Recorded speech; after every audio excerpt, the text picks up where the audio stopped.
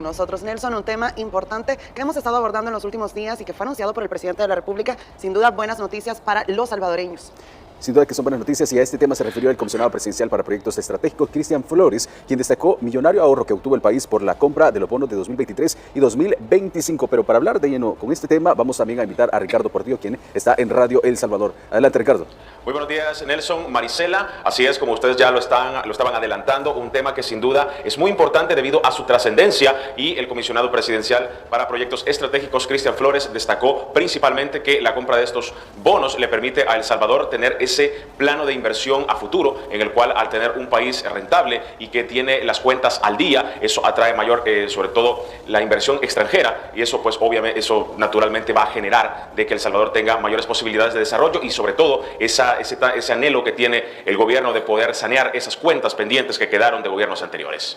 Estamos hablando de un ahorro por más de 288 millones para El Salvador, que representan una recompra de bonos soberanos realizados por el gobierno del presidente Nayib Bukele, quien así lo informó el presidente de la República a través de redes sociales. El comisionado presidencial para proyectos ha dicho que es una inversión de impacto para beneficiar a todos los salvadoreños.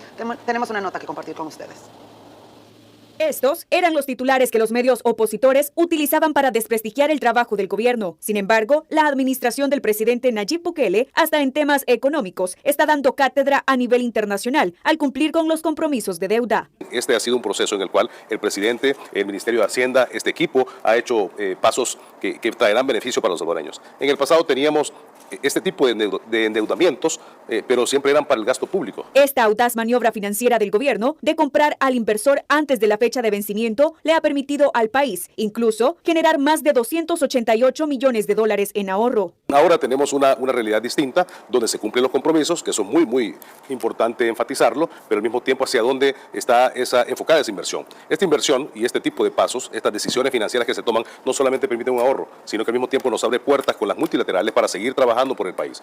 El comisionado presidencial para proyectos estratégicos, Cristian Flores, mencionó que con dicho ahorro ganan todos los salvadoreños, ya que los beneficios son múltiples, entre ellos el mejoramiento de las condiciones de financiamiento externo. Esa apertura de parte de diferentes financieras multilaterales que han dicho nosotros vamos a apoyar estos proyectos, porque eso se trata de una estabilidad económica que va respaldada también de estabilidad jurídica. Este tipo de acciones traen como beneficio para la población de que se siga invirtiendo en infraestructura.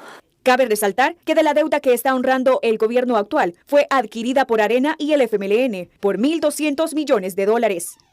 Ana Yancy Ábrego, Noticiero El Salvador.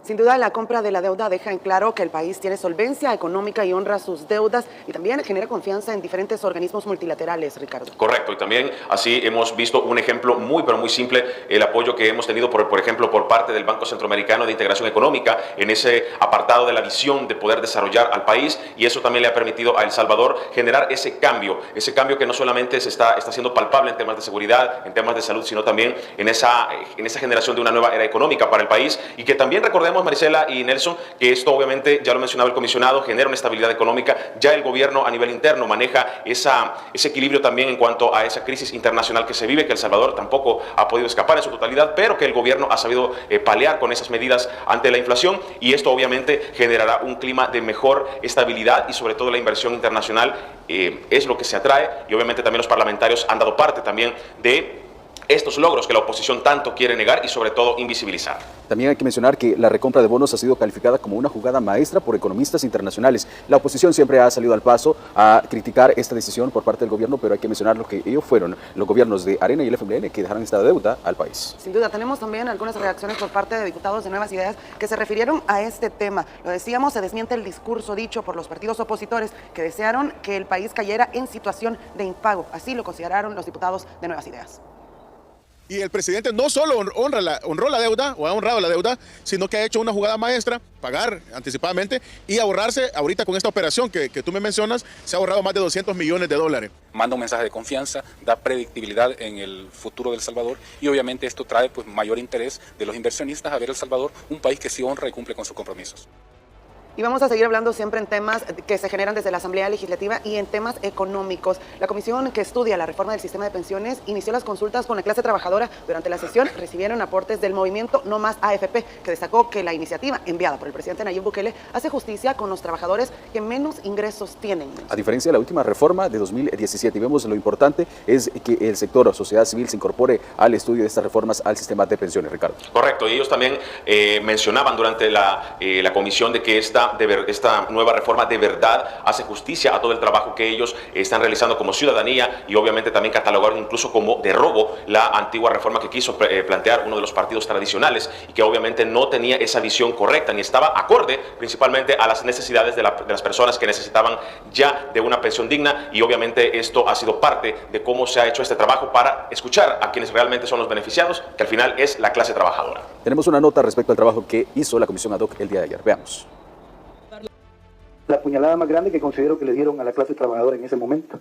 Ese golpe, según el movimiento No Más AFP, fue asestado por el gobierno del FMLN, que en el discurso afirmaba estar del lado de la clase trabajadora, pero a puertas cerradas se sometía a las órdenes dictadas por la Asociación Nacional de la Empresa Privada. Nos contaban que justamente cuando nosotros estábamos rodeando la Asamblea Legislativa, una comisión de altos dirigentes del FMLN se encontraban en la MEP reunidos negociando la ley. Es triste por lo que hemos pasado.